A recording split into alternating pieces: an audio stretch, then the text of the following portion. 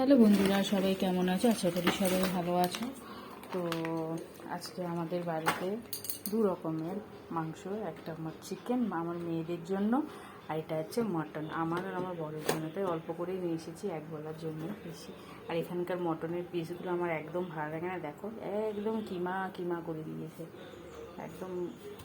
তবু বড় বড় বলে তবু একটু মানে বড়ো সাইজ করেছে, নাহলে আগে আগে এটা করে একদম কিমা ছোটো ছোটো ছোটো ছোটো কিমা মটন করে দেয়। এই জন্য আমার ভালো লাগে, এখানে টেস্টও ভালো না মটনের।